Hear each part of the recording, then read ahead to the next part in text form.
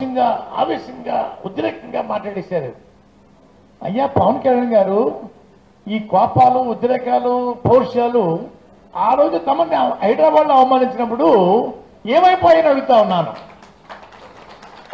ఏమైపోయాయి?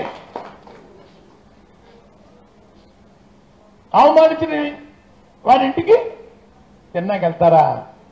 ఓహో, ఏమి రాజకీయం అండి, ఏమి నటనండి. సినిమాలో నటించండి, రాజకీయాల్లో నటించకండి. పవన్ గారు, రాజకీయాల్లో నటించి యువతను పాడు చేయకండి, ప్రజలు పాడు చేయకండి. బాబాయ్, మీకు నమస్కారం పెడతా ఉన్నాను. రాజకీయాల్లో ఎన్నో సంవత్సరాల నుంచి ఉన్నామండి. రోజు ప్రజలు సేవ చేసినా కూడా దిక్కు ఉండదు మాకు. మీరు ఎక్కడో హైదరాబాద్ నుంచి వచ్చేసి 6 నెలలకు సంవత్సరం వచ్చేసి సేవ చేస్తారా? అసలు ఏంటో ప్రజల యొక్క పరిస్థితులు ఏంటో అయ్యా తెలుసుకోకుండా మీ వ్యవహార శైలి ఉందన్నయ్యా.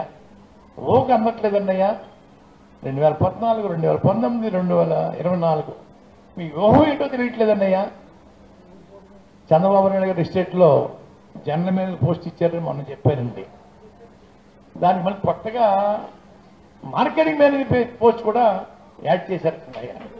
కాపుల్ని కొత్తగా కొనేయడం కోసం మార్కెటింగ్ మేనేజర్ పోస్ట్ కూడా, రెండో పోస్ట్ కూడా ఇచ్చేసి general manager cum marketing manager ఇచ్చేసారన్నయ్యా. ఇది మన ఎమ్మెల్యే కోసం అయ్యా. మా పిఠాపురం పెద్దలు చెప్తుంటారు సార్, ఆయన 1,00,000 ఓట్ల మెజార్టీ కదటండి, 3 లక్షల ఓట్లతో గెలుస్తారట. అయ్యా, ఒక్కొక్కరికి ₹1,00,000 చెప్పడం జగన్మోహన్ రెడ్డికి ఇచ్చేస్తారటండి. అయ్యా, ఈ పిఠాపురం ఓట్లందరూ అమ్ముడైపోయే మనుషులు, వారు స్వచ్ఛమైన మనుషులు, స్వచ్ఛమైన హీరో. ప్రజలు మాత్రం అవినీతి పనులు, అమ్ముడైపోయే మనుషులు. ఇంకోటండి అయ్యా, ఎమ్మెల్యే అయితే ఇల్లు కట్టిస్తాను, ఇళ్ల తాళం ఇస్తాను, సిమెంట్ రోడ్డు ఇస్తాను, బడి కట్టిస్తాను, ఇంకోటి చెప్పాలా, స్వచ్ఛమైన నీరు ఇస్తాను చెప్పాలా. వీరు చెప్పట్లేదండి అయ్యా. స్వచ్ఛమైన సారా, నేను అధికారం వస్తే స్వచ్ఛమైన సారా మీకు అందుబాటు చేస్తా అని చెప్పేసి చెప్పడం అయ్యా.